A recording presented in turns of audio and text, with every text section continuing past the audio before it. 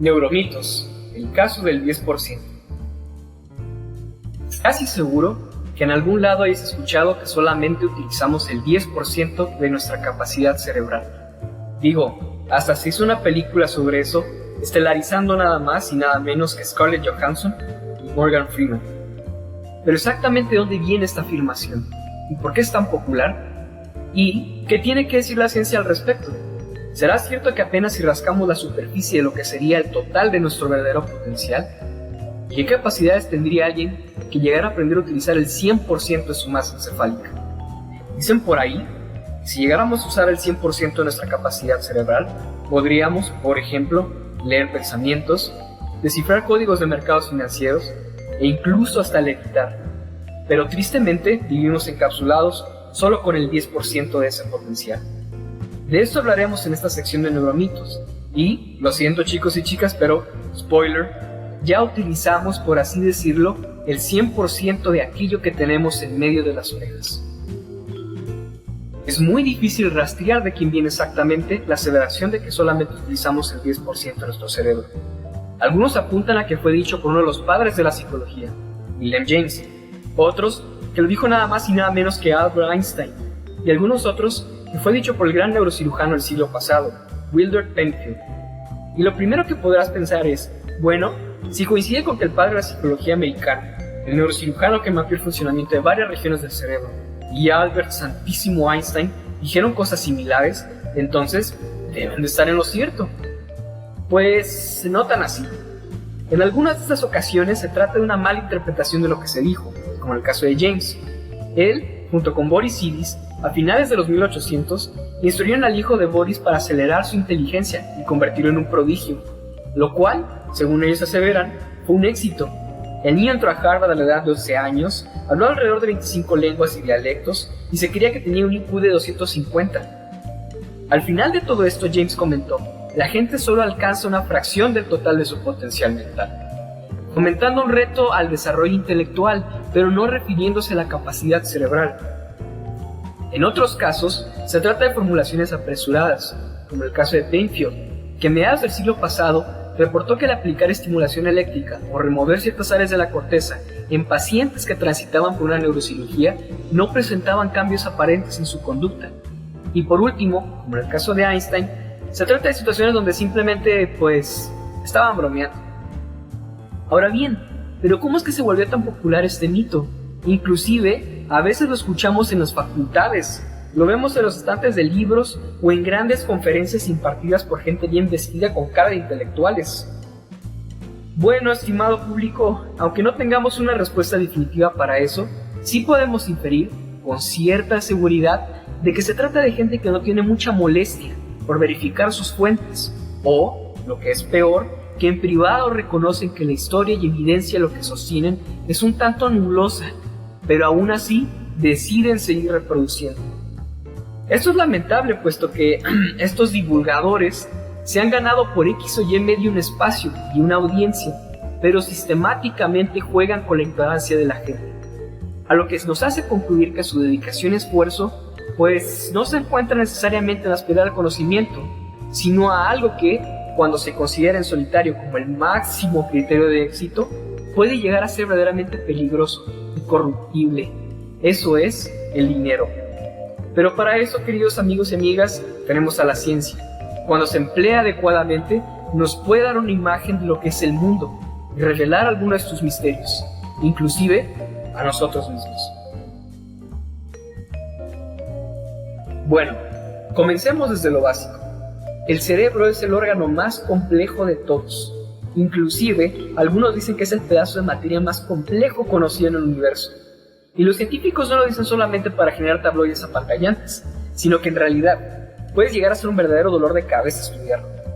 El cerebro humano tiene alrededor de 86 billones de neuronas, las cuales están conectadas entre sí con otras 10.000 neuronas, que a su vez generan alrededor de 1.000 trillones de conexiones sinápticas entre ellas. Solamente piensen en eso.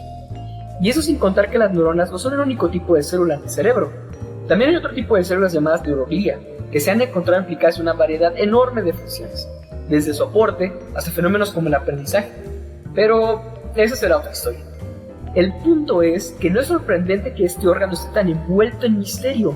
No obstante, es bueno empezar desde lo que sabe la ciencia y aquello que simplemente son disparates. El cerebro de los humanos y otros animales está diferenciado funcionalmente. Eso quiere decir que hay ciertas áreas del cerebro que están especializadas, como por ejemplo en la visión, la escucha, el movimiento y en nuestro caso el lenguaje.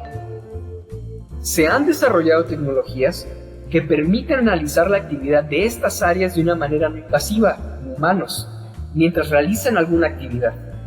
Aquello con la finalidad de observar qué áreas se encuentran activas mientras que, por ejemplo, se resuelve una ecuación aritmética. Una de ellas, la resonancia magnética funcional, mide indirectamente la actividad cerebral por medio de cambios asociados en el flujo sanguíneo de ciertas áreas del cerebro.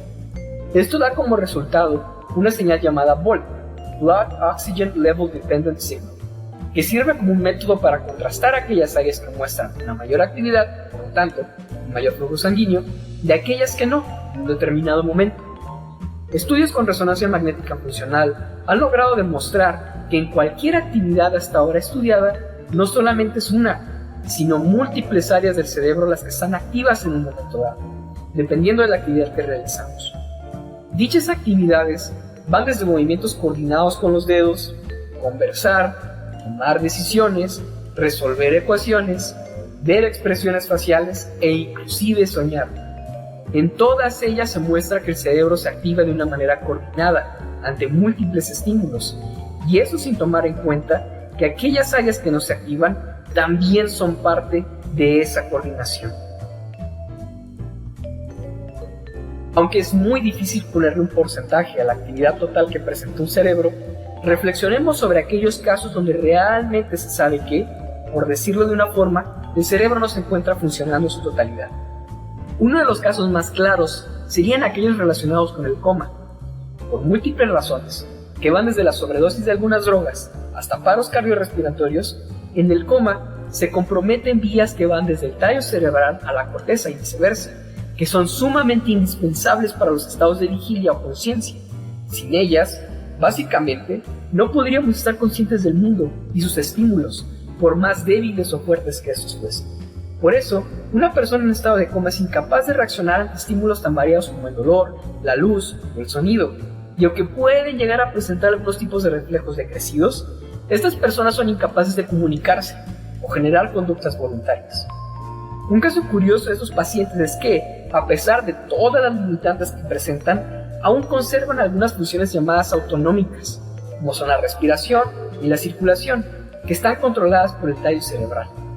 Y de igual forma, como en el caso cuando dormimos, nuestro cerebro sigue activo, no se apaga. Las funciones autonómicas igualmente siguen presentes, por eso continuamos respirando, y funciones como el latido cardíaco y el metabolismo siguen andando. Además de que nuestro cerebro continúa recibiendo estímulos sensoriales del exterior, como por ejemplo la temperatura del cuarto cuando estamos dormidos, la textura de las sábanas y demás, son estas sensaciones que, como cualquier otras, arriban al tálamo hasta llegar a la corteza, que se presupone son parte de la razón por la cual llegamos a soñar. La moraleja de esta historia es que el mito de que usamos el 10% de nuestra capacidad cerebral está lejos de representar la realidad de nuestro cerebro y la de otros animales. Y que cuando se llega a presentar casos que podrían considerarse analógicos a no utilizar el 100% de nuestro cerebro, estos comprometen seriamente la vida del individuo. Hay deficiencias tanto físicas como mentales. El 100% de nuestro cerebro se usa y cada parte tiene un papel crucial para nuestro funcionamiento correcto. Y por último, solo pensemos de esta manera. El cerebro gasta cerca del 20% de la energía total del cuerpo. Sería ilógico que la evolución diera lugar a organismos con altos costes de energía para mantener un órgano tan ineficiente y parcialmente utilizado. En ese caso, nuestro cerebro se hubiera hecho más pequeño para mantener ese 10% del cerebro que se supone que usa y así reducir la energía que utiliza. Y aunque definitivamente hay casos donde la evolución pareciera ser bastante contraintuitiva, no nos dejemos llevar por algo que, sin duda algunas, pasará a la historia como básicamente un chisme que nunca nadie supo dónde inició ni dónde acabó. Y recuerden, amigos y amigas, el mito de que usamos solamente el 10% de nuestro cerebro es justamente eso, un mito. La realidad es mucho más complicada y mucho más interesante. Entonces, con esto nos despedimos. Hasta el próximo Neuromito.